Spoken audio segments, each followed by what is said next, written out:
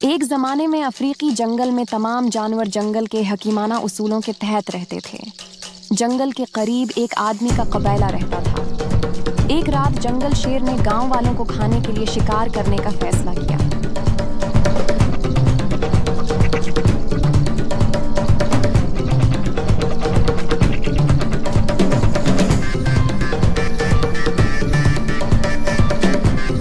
उसने दहाड़-दहाड़ कर गांव पर हमला किया।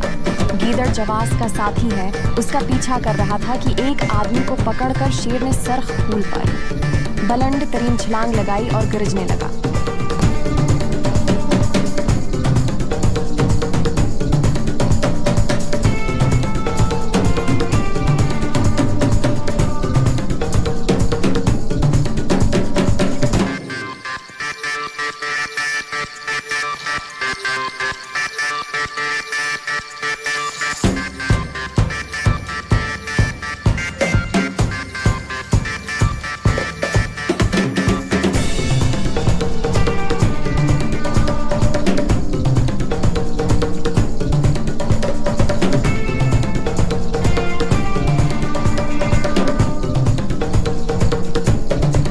अपने बच्चों के साथ गार के बाहर बैठा ये मंजर देख रही थी। ये बज़दल शेर कमजोर तरीन इंसानों का शिकार करता है। भेड़िया कहता है, आखिर वो लंगड़ा है, हम उससे हिरन का शिकार करने की तवक्का कैसे कर सकते हैं। लगता है उसके पास जली हुई टांग के सिवा कुछ नहीं है।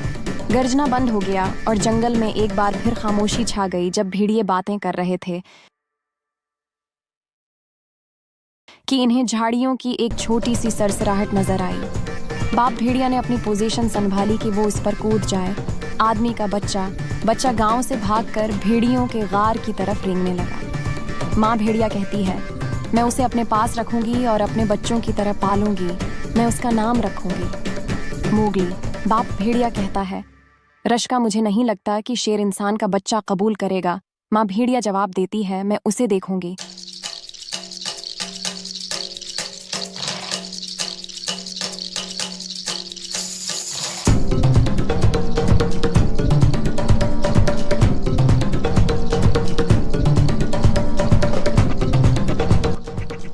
तंबाकी गार के पीछे छपा हुआ था और शेर को इस आदमी के बच्चे के बारे में बताया। शेर फौरन गार में पहुंच गया और कहा कि आदमी का बच्चा मेरा शिकार है, इसे मेरे हवाले कर दो। माँ भेड़िया कहती है, लंगड़े बज़दल चले जाओ, ये मेरा बच्चा है और तुम इसे छूने की भी हिम्मत नहीं करना। आग लगने से जख्मी होने वाला शेर माँ भेड़िए की हालत देखकर वहां से चला गया। शेर गुस्से से बोला, एक दिन ये बच्चा मेरे पंजों और दांतों के नीचे होगा।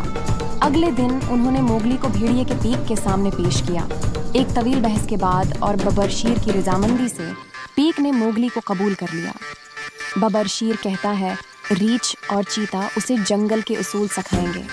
जब वो बड़ा हो जाए तो उसे अपने कबीले में वापस आना चाहिए। मोगली जंगल में पल्ला बढ़ा और जंगल में रहने का तरीका सीखा। रीछ ने उसे जंगल के तमाम उलूम सिखाए।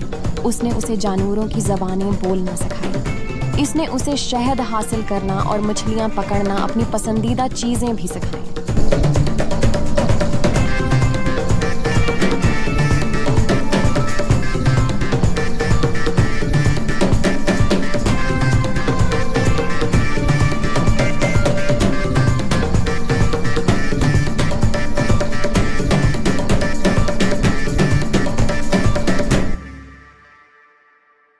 जबकि लिपर्ड ने उसे अपना दिफा सिखाया। लिपर्ड की परवरिश खुद एक आदमी ने की थी, इसलिए उसने मोगली को अपनी इंसानियत से जोड़ कर रखा और उसे हदायत की कि एक दिन उसे अपनी तरह की तरफ लौटना पड़ेगा।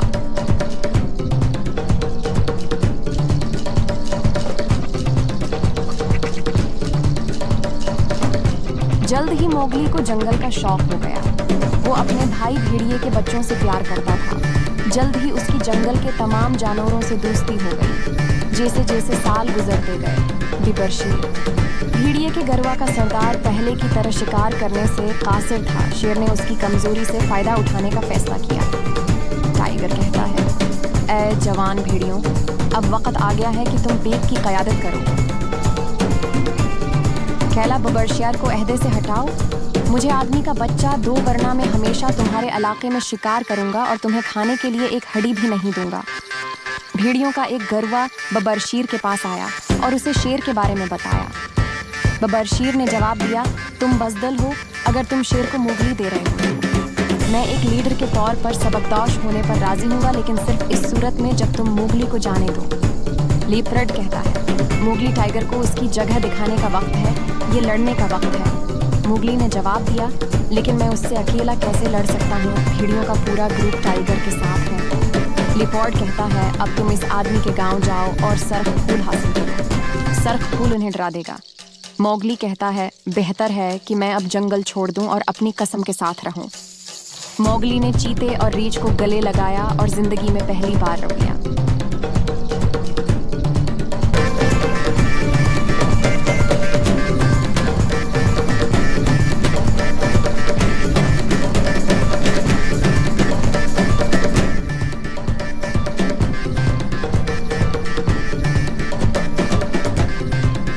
एक दिन मोगली रीछ के पीठ पर सो रहा था।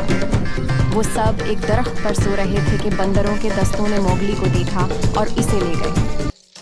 ये बंदर जंगल के पागल तरीन जानवर थे जो बगैर किसी कानून के रहते थे। जब चीता और रीछ बीदार हुए तो उन्होंने सोचा कि मोगली गांव की तरफ रवाना हो गया होगा, लेकिन मोगली को बंदर जंगल के दरख्तों के जरिए ले गए।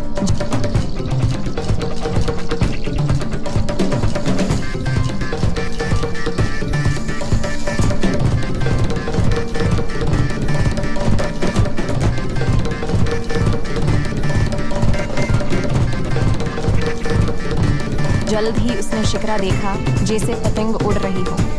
मोगली ने उसे परिंदों की जबान में कहा कि वो चीते और रीछ को अत्तला दे के बंदर उसे कहाँ ले जा रहे हैं। बंदर कहता है, मना बंद करो, ये एक और चाल है। हम तुमसे ये सब चालें सीखना चाहते हैं। हम जल्द ही जंगल पर राज करेंगे अगर हम तमाम जानवरों को कंट्रोल करना सीख लें।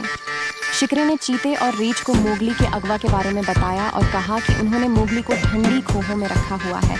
ये जंगल में एक लावारिस शहर है। वो बंदर चालाक और खतरनाक हैं। हम उनसे अकेले नहीं लड़ सकते। हमें कोबरा से मदद मांगनी चाहिए। उन्होंने कोबरा सानिब को आकर उनकी मदद करने पर राजी किया। वो सब खंडरात में चले गए। बंदरों ने मोगली को दीवहीकल गनबद के नीचे छिपा लिया।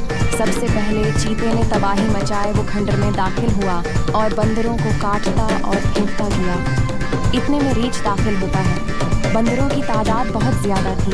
रीछ चीते से कहता है, तुम जल्द ही तालाब में छिप जाओ, मैं इन पागल जानवरों का ख्याल रखता हूँ। रीछ ने बंदरों को इधर उधर फेंकना शुरू कर दिया, लेकिन जल्द ही बंदरों की तादाद दोबारा बढ़ गई। तमाम बंदर उसके पेट पर बैठ गए और इसे मारने लगे।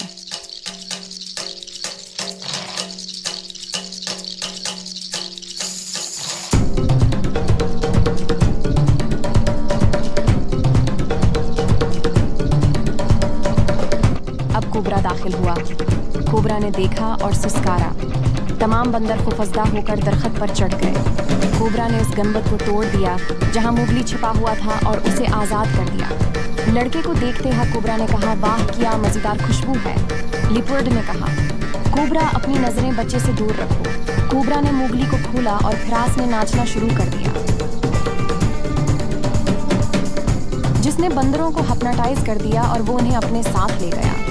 मोगली ने सबसे कहा, मुझे लगता है कि ये जंगल अब मेरे लिए नहीं है। मुझे जल्द ही जंगल छोड़ देना चाहिए। मोगली ने रीछ और चीते को आखिरी अलविदा कहा और गांव के लिए रवाना हो गया। गांव वाले पहले मोगली से डरे थे। ये बच्चा जंगल से आया है, ये धोखाबाज हो सकता है, वो हमें धोखा दे सकता है। एक औरत कहती है, वो तो मासूम बच्चा लगता है, तुम ऐसे कयास क्यों कर रहे हो? आओ मेरे बच्चे, तुम मेरे साथ रहो। जल्द ही मोगली गांव की जिंदगी से वाकिफ हो गया। इसने उनकी जबान भी सीख ली। उन्होंने उसे मवेशी चराने का काम दिया। इसके दोस्त चीता और रीछ इससे पहाड़ों पर मिलते थे, लेकिन एक दिन इसका सरमई भेड़िया भाई इससे मिलने आया। उन्होंने कहा कि भेड़िया मुश्किल में है। टाइगर ने एक एक करके भेड़ियों को मारने का फैसला किया है। टाइगर ने बब्बरशीर को भी जख्मी कर दिया है। मोगली ने उससे कहा, तुमने मुझे शेर को खिलाने का फैसला किया था, अब मैं तुम्हारा ख्याल क्यों रखूं? भेड़िया कहता है, कहा, अगरचे हम एक ही खून के नहीं हैं, लेकिन हमारी माँ ने हमें इस तरह पाला जैसे हम बहन भाई हैं। हमें उसका बदला लेना चाहिए। मुगली कहता है कि माँ को क्या हुआ? हाँ, वो टाइगर से लड़ते लड़ते मर गई। वो गार में आपका पूछने आई थी, लेकिन उसने एक लफ्ज भी अफका नहीं बोला। अब मैं शेर को नहीं छोड़ूंगा। मोगली अपने मवेशियों को घाटी में ले गया जहां शेर छपा हुआ था। वो भैंसों में से एक पर सवार हुआ। जैसे ही वो वादी में पहुंचे तो उनके साथ पीक का हकीकी लीडर बबर शेर भी शामिल हो गया। मोगली कहता है कि आप कुछ मवेशी मुखालिफ समतों से ले जाएं, मैं उन्हें यहाँ से दौड़ता हुआ लाऊंगा। शेर फंस जाएगा। मंसूबा बंदी के मुताबिक उन्होंने मवेशियों को टाइगर की तरफ भागते हुए छोड़ दिया। पूरी वादी उनके मेहर के कदमों से कांपने लगी। टाइगर ने अपने घरों की गर्ज सुनकर इधर उधर भागने का कोई रास्ता तलाश किया, लेकिन घाटी की दीवारें सीधी थीं और बचने का कोई रास्ता नहीं था। मवेशी गुस्से से भागते हुए आए और ठोकर खाकर शेर के ऊपर जा गिरे। कीचड़ में खचला हुआ शेर, भैंसें उसके ऊपर भागती गईं। मोगली कहता है ज्यादा भागने की जरूरत नहीं, ये खत्म हो गया। ये शेर का अंजाम था, गांव और जंगल का दुश्मन। हर तरफ एक शोर मच गया। मोगली ने शेर की खाल उतारी और भेड़िए की पहाड़ी पर चला गया। मोगली के कंधों पर शेर की खाल देखकर तमाम भेड़ियों ने फतह के नारे लगाए। बबर शेर को इसकी क़ियादत से नवाजा गया और मोगली जंगल छोड़कर चला गया। मोगली को पता चला कि मुसव्वा जंगल की औरत इसकी हकीकी माँ है। जंगल और गांव वाले खुशी से रहने लगे।